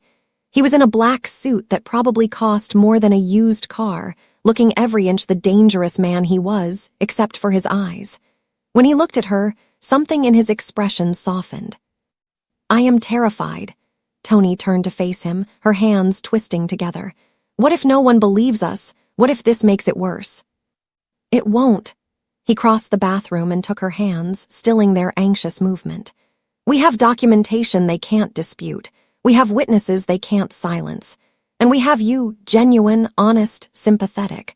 The Sterlings thought they could bury you under lies because you were nobody. But that's exactly why people will believe you. You have nothing to gain from this except your life back. And you have everything to lose. Tony searched his face, looking for doubt, for regret. If this goes wrong, you're exposed. Your business, your operations, everything you've built could come crashing down. Then I'll build something else. He said it like it was simple, like empires were replaceable. With you. The possessiveness in those last two words should have frightened her. A week ago, it would have. But 7 days of watching him work, seeing how he protected not just her but Destiny and her mother, witnessing the careful way he navigated her boundaries while simultaneously demolishing anyone who threatened her, it had shifted something fundamental in her understanding of what safety could look like. "We should go," she said quietly, "before I lose my nerve." The press conference was being held at a neutral location, a hotel conference room downtown that Sangwook had rented under a shell company.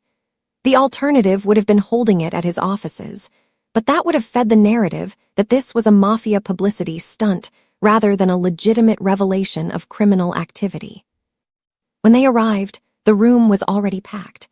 Journalists from major outlets, local news cameras, bloggers with recording equipment, and what looked like half the city's legal community. Tony recognized the district attorney in the front row, his expression carefully neutral. Behind him sat several people she didn't know, but Sangwook later identified as federal investigators who'd been waiting for exactly this kind of break in their Sterling case. At the back of the room, partially hidden behind a camera crew, Tony spotted Richard Sterling himself. He looked older than his billboard suggested, with deep lines around his mouth and eyes that held something between fury and fear. Beside him sat his lawyer, a woman in an aggressive red suit who was already typing furiously on her phone. Chloe wasn't there. According to the news reports Tony had been monitoring obsessively, she'd been sent to a wellness retreat in Europe the day after the scandal broke, running away with Daddy's money while Tony's face was still being used as a synonym for criminal. Sangwook touched her elbow gently, guiding her toward the podium at the front of the room. Two of his men flanked the stage, their presence a reminder that this wasn't just about words. There was real power backing every claim they were about to make. The room quieted as they took their positions. Sangwook stood slightly behind and to the left of the microphone, a position that suggested support rather than control. This was Tony's moment. He'd orchestrated it, funded it, protected her enough to make it possible, but the words needed to come from her. Tony's hands shook as she gripped the edges of the podium. She looked out at the sea of faces, at the cameras with their red recording lights, at Richard Sterling's barely contained rage. Then she thought of Destiny sitting in school right now, trying to ignore the whispers. She thought of her mother in the care facility, confused and vulnerable. She thought of every shift she'd worked where someone had treated her like she was less than human. She cleared her throat and began. "My name is Tony Green. A week ago, I was a waitress at Neon Nights Diner. I worked 60-hour weeks across 2 jobs to support my 16-year-old sister and pay for my mother's Alzheimer's care. I kept my head down. I followed the rules. I was invisible by necessity and by choice." Her voice steadied as she spoke, the words she'd practiced with Sangwook flowing more naturally than she'd expected. "On the night of January 23rd, Chloe Sterling and 4 of her friends came into the diner where I worked. She was 17 years old and demanded that I serve her alcohol. When I refused, because serving alcohol to minors is illegal and would have cost me my job, she became verbally abusive. She called me names. She mocked my uniform, my life, my circumstances. And when I tried to walk away, she threw a milkshake at me and spit in my face while her friends recorded it for social media." A murmur rippled through the room. Cameras flashed. Sterling's lawyer was standing now, trying to object, but the moderator, a retired judge Sangwook had hired, gestured for her to sit. "What you saw in the viral video was not the complete story. It was carefully edited footage designed to transform a victim into a villain. The man who intervened that night, Sun Sangwook, did so because no one else would. He asked Chloe Sterling to apologize for assaulting me. That's all. No threats, no violence, no extortion." Tony paused, gathering her courage for the next part. But this press conference isn't just about clearing my name. It's about revealing why the Sterlings were so desperate to discredit me that they were willing to fabricate a criminal case. Sang-wook moved forward then, placing a thick folder on the podium. Tony opened it, her hands steadier now, and pulled out the first document. This is a record of Sterling Development's land acquisition in the Riverside District. Between 2022 and 2024, Richard Sterling used fraudulent eminent domain claims to seize 12 properties from low-income families. These families were paid a fraction of market value and given 30 days to vacate homes they'd lived in for generations. She held up photographs, families standing in front of houses they'd lost, elderly residents being removed by police, children crying as their belongings were loaded into trucks.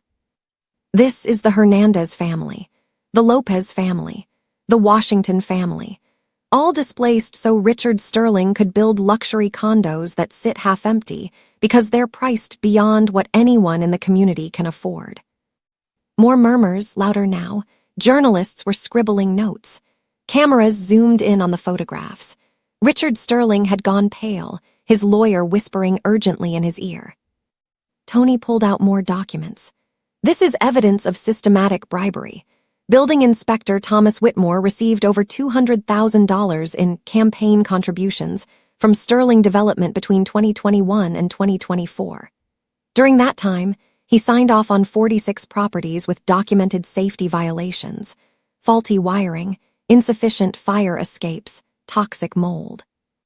She held up photos of the violations, exposed wiring that could kill someone, fire escapes that ended in midair, black mold creeping up walls where children slept. 3 people have died in Sterling properties due to these violations.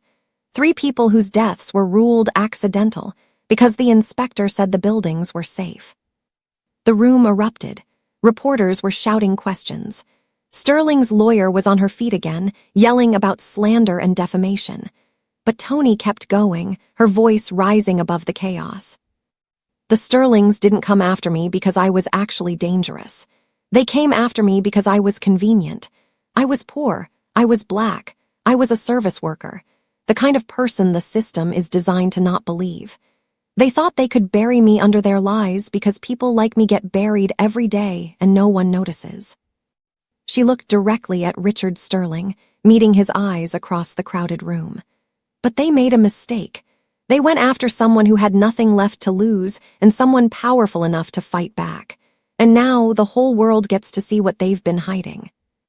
Sang-wook stepped forward then, taking the microphone with the same controlled authority he brought to everything. Everything you've seen today, every document, every photograph, every financial record, has been submitted to the district attorney's office, the FBI, and the state attorney general. We have witness testimony from former Sterling employees willing to testify about fraudulent practices. We have communication logs showing coordination between Richard Sterling and city officials. We have enough evidence to bury Sterling Development in criminal charges for the next decade. He paused, letting that sink in, then continued. But this isn't just about one corrupt developer. It's about a system that protects people like Richard Sterling while destroying people like Tony Green. It's about a media environment that accepts edited footage as truth without question. It's about how easily we allow the powerful to weaponize our assumptions about who deserves dignity and who doesn't. The questions came in a flood after that. Reporters shouting over each other, cameras flashing like strobes, the noise level rising to something almost physical. But Tony barely heard it. She was watching Richard Sterling, watching the moment he realized his empire was crumbling in real time. He stood abruptly, his lawyer trying to hold him back, but he shook her off and pointed at Tony with a shaking hand. This is a setup. She's a criminal working with organized crime to what? Sang-wook's voice cut through the noise like a blade. To expose your crimes with your own documentation. The files we've released came from your servers, Mr. Sterling, your company's internal communications, your personal bank accounts. If this is a setup, you did it to yourself. Sterling's face went from pale to red, his voice rising to a shout. You're a criminal. Everyone knows what you are. You think anyone will believe. They already do. Sangwook gestured to the room, to the journalists furiously typing, to the cameras broadcasting this confrontation live. The documents speak for themselves. Your denials are just noise. Security was moving toward Sterling now, his lawyer pulling him toward the exit. But before he left, he turned back to Tony with such hatred in his eyes that she felt it like a physical touch. "This isn't over," he snarled. "You think you've won? You've destroyed my family, my company, you'll pay for this. Both of you will pay." "I think you'll find I'm rather difficult to make pay for anything," Sangwook said mildly. Then, to the security team, "Escort Mr. Sterling out, please, and notify his legal counsel that any threats against Miss Green will be added to the growing list of charges." As Sterling was led away, still shouting, the room erupted again.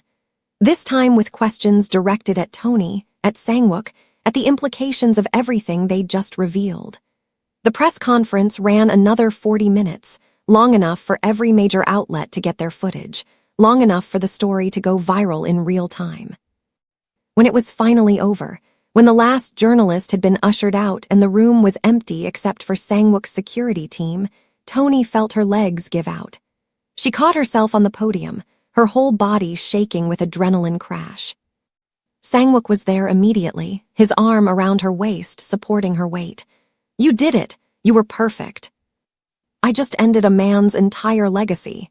Her voice sounded distant, disconnected. "His family, his company." "He ended it himself."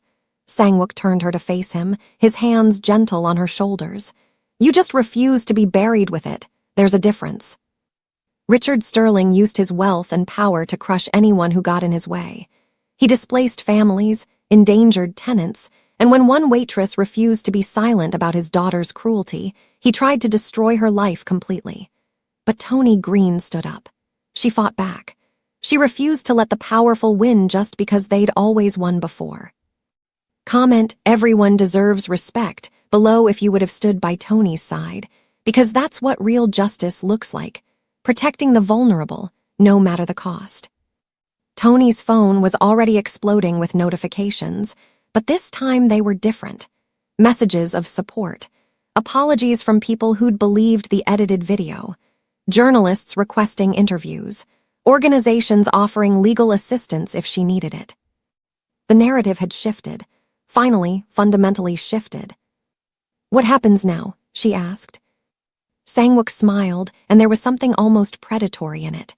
"Now, the Sterlings face consequences, real ones, and you get your life back or build a new one, whatever you choose." As they left the hotel, walking past cameras and reporters still clamoring for statements, Tony realized something had changed. She wasn't invisible anymore. For better or worse, she'd become visible. And with son Sangwook at her side, she was learning that visibility didn't have to mean vulnerability. It could mean power. The arrests happened faster than even Sangwook had predicted. 72 hours after the press conference, federal agents executed simultaneous raids on Sterling Development Headquarters, Richard Sterling's mansion in the hills, and 3 offshore accounts that had been meticulously hidden behind shell corporations. The images were everywhere. Richard Sterling in handcuffs being led from his office, his lawyer shouting about constitutional violations, his wife collapsing on the marble steps of their home, while cameras captured every moment of her perfectly performed devastation. Chloe was brought back from Europe on a private jet, not by her family but by federal marshals. She faced multiple charges, filing a false police report, conspiracy to commit fraud, destruction of evidence. The spoiled teenager who'd spit in Tony's face now sat in the same county jail where she'd tried to send Tony, learning what it meant to be powerless in a system designed to crush you. The building inspector took a plea deal and testified against Sterling, detailing years of bribes and deliberately ignored violations. 3 city council members resigned before they could be indicted. 2 police officers who'd been on Sterling's payroll were suspended pending investigation. The entire structure of corruption that had allowed the Sterlings to operate with impunity was collapsing. And every news cycle brought fresh revelations.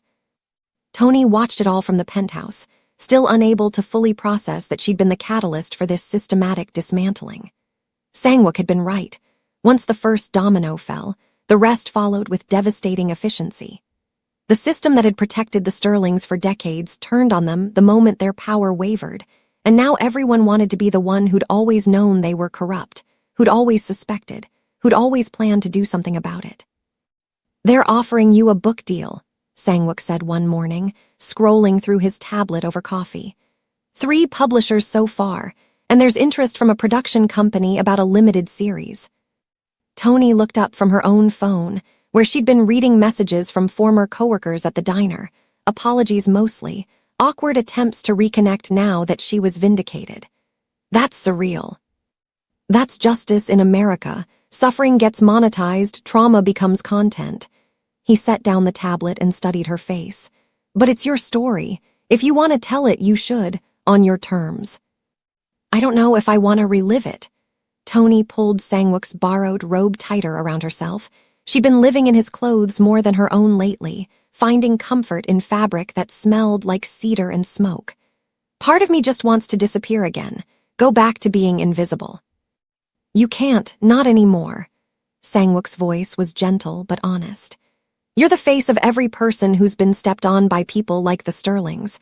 Whether you wanted that responsibility or not, you have it now. The question is what you do with it." Before Tony could respond, her phone rang. Roy's name flashed on the screen, and her stomach tightened. She hadn't spoken to him since the firing email, since the cowardly way he'd cut her loose to save himself. She answered anyway. "Hello." "Tony," Roy's voice was rough, older than she remembered. "I need to talk to you, in person, at the diner if you're willing, please." Something in his tone made her agree before she'd consciously decided to. 20 minutes later, she was dressed in jeans and a sweater that actually fit her properly, courtesy of the shopping trip Sangwook had insisted on, and heading toward the car with him at her side. "You don't have to do this," he said as his driver navigated toward the old neighborhood. "You don't owe Roy anything. He fired you when you needed support." "I know, but I need to see it. The diner. That place was my life for 3 years. I need to say goodbye to it properly, even if Roy's an asshole." The drive took 30 minutes, carrying them back down through the city's stratified layers until they reached the neighborhood where Tony had spent most of her adult life. It looked different somehow, smaller, grayer, more worn than she remembered. Or maybe she was different, and the neighborhood was exactly the same. Neon Night's diner sat on its corner like it always had, the flickering sign still promising "open all night" in pink and blue letters. But something was wrong. The parking lot was empty except for Roy's beat-up truck. The windows were dark. A "closed until further notice" sign hung on the door. Tony's chest tightened. What happened? "The protests," Sangwook said quietly, his hand finding hers. "After the edited video went viral, people came here, some to support you, more to condemn you. It got violent. Roy had to close for safety." Roy was waiting inside, and he looked like he'd aged a decade in the 2 weeks since Tony had last seen him. His hair was grayer, his face more lined, his shoulders curved inward like he was trying to make himself smaller. The diner was dark except for the emergency lights, casting everything in a sickly yellow glow. "Tony," he stood when they entered, his hands twisting a dish towel, the same nervous gesture she'd seen 1,000 times. "Thank you for coming and, Mr. Sun." He swallowed hard, clearly terrified. "Thank you for allowing this."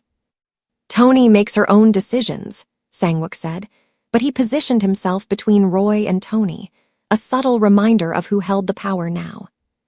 Roy nodded quickly. "Right, of course." He looked at Tony, and his eyes were red-rimmed. "I need to apologize. I should have stood by you, should have fought for you. Instead, I fired you over email like a coward because I was scared of losing the diner, and I lost it anyway." Tony looked around at the empty booths, the counter where she'd refilled coffee 1,000,000 times, the kitchen where Roy had taught her to work the griddle when they were short-staffed. "You're closing permanently." "I can't afford to reopen. The protests scared off customers. The landlord's using the media attention as an excuse to triple my rent, and even if I could afford it..." He gestured helplessly at the space. "Who wants to eat at the place where the Sterling scandal started? It's cursed now, tainted. Part of Tony felt vindicated. Roy had abandoned her, and now he was facing consequences. But a larger part just felt sad. This place had been her home in its own dysfunctional way. The late nights, the regulars, the rhythm of service that had structured her life for years. "I'm sorry," she said and meant it. "Don't be, this is what I deserve." Roy's voice cracked. "You were a good worker, Tony, better than good. You held this place together half the time, and I repaid you by throwing you to the wolves. I just wanted you to know. I'm sorry, truly sorry." Sangwook's phone buzzed. He glanced at it, then at Tony. "We should go. There are reporters outside." Of course there were. Tony's return to the diner would be news. Everything about her life was news now. She started to turn toward the door, but something made her stop. An idea forming, reckless and strange and somehow exactly right. "How much?" she asked Roy. He blinked, confused. "What?" "How much to buy the diner? The business, the equipment, everything. How much?" Roy's mouth opened and closed. "Tony, you can't, it's not." "How much?" She looked at Sangwook, who was watching her with an expression that might have been pride. "You said I should decide what to do with this, that it's my story to tell. This is how I want to tell it." Sangwook smiled, a real smile, not the dangerous one he showed the world. "Make the offer." The negotiation took less than 10 minutes. Roy was desperate, and Sangwook had the kind of money that made negotiations simple. By the time they left the diner, Tony owned it, the business, the building, everything. It was insane. It was impulsive. It was perfect. The reporters swarmed them the moment they stepped outside, cameras flashing, voices shouting questions over each other. But Sangwook's security team created a corridor, and he guided Tony through it with a hand on her lower back. "Miss Green, what does it mean that you're buying the diner? Are you planning to reopen? Is this revenge against Roy for firing you? Mr. Sun, is this purchase connected to your organization's business interests?" Tony stopped at the car door and turned back to face them. Sangwook tensed slightly beside her, protective, but he didn't stop her. This was her choice. "I'm buying Neon Night's diner because it represents something important," she said, her voice carrying across the parking lot. "It represents every person who's worked a thankless job for minimum wage while the world treated them like they were invisible. Every single mother working doubles to keep her kids fed. Every immigrant trying to build something better. Every person the system is designed to break." The cameras were rolling, every word being broadcast live. Tony took a breath and continued. "This diner is going to reopen, but it's going to be different. Fair wages, full benefits, profit sharing. A place where workers are treated with dignity because dignity shouldn't be a luxury reserved for people who can afford it. And it's going to be named after someone who understood that better than anyone." She looked at Sangwook, whose expression had gone very still, very intense. "It's going to be called Linda's Place, after my mother, because she taught me that you survive by helping others survive, and that's a lesson worth building something on." The reporters erupted with follow-up questions, but Sangwook was already guiding her into the car, his hand gentle but firm. The door closed, muffling the noise, and the car pulled away from the chaos. For a long moment, neither of them spoke. Then Sangwook reached across the seat and took her hand, threading his fingers through hers. "You continue to surprise me," he said quietly. "Most people in your position would take the money, leave the city, start over somewhere anonymous, but you're choosing to stay and rebuild. Is that stupid?" "It's extraordinary." He brought her hand to his lips, kissed her knuckles with surprising tenderness. "And I'm going to help you do it. Whatever you need, contractors, lawyers, funding. Linda's Place is going to be everything you described and more." 3 weeks later, they returned to the diner for the soft opening. The space had been transformed, cleaned, updated, brightened without losing its essential character. The checkered floor was repaired and polished.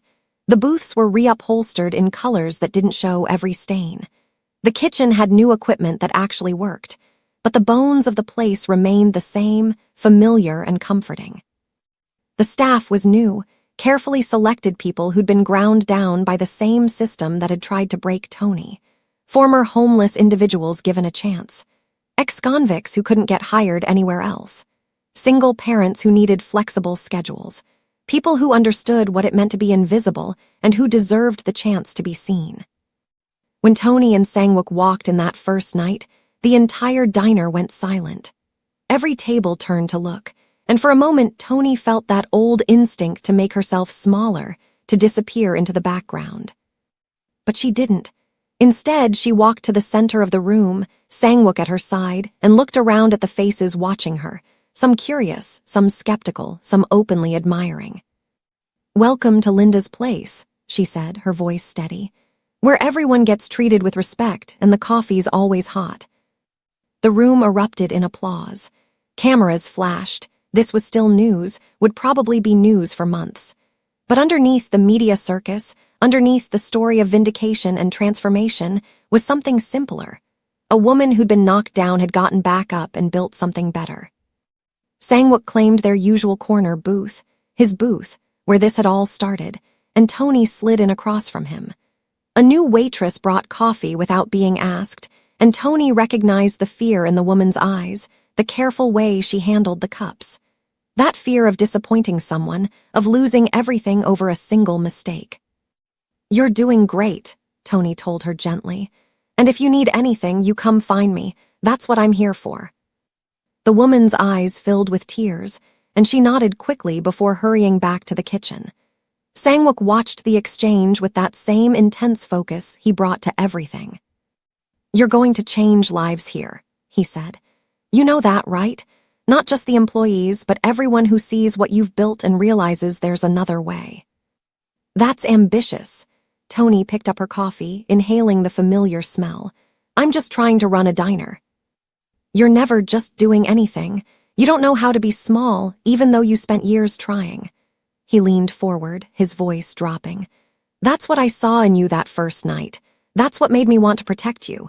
You were always meant for more than invisibility." Tony met his eyes across the table, seeing the truth in them. This man who'd been a stranger 3 weeks ago was now someone she couldn't imagine her life without. He'd given her protection, power, and the resources to rebuild. But more than that, he'd given her permission to take up space, to be angry, to fight back. "Thank you," she said simply, "for all of it." "Don't thank me. This is all you." He reached across the table, his hand palm up, waiting. "I just made sure you survived long enough to build it." Tony placed her hand in his, feeling the calluses on his palms, the strength in his grip. Outside the diner window, the city continued its endless motion, cars passing, people walking, life happening with indifferent momentum. But inside Linda's place, something different was brewing. A small revolution. A proof of concept that dignity didn't have to be earned through suffering. The Sterlings were in prison. The corrupt system they'd represented was slowly being dismantled. And Tony Green, the invisible waitress who'd been spit on and discarded, was building something that would outlast them all. She was no longer the woman the world could ignore. She was the woman who'd fought back and won, and who'd chosen to use that victory to lift others up rather than simply escape. And beside her, holding her hand across a table in a diner that bore her mother's name, was the man who'd seen her when she was invisible and had made sure the whole world would see her too. The story wasn't over, but this chapter, the one about survival and vindication and transformation, was complete, and the next chapter, whatever it held, would be written on her own terms. Finally,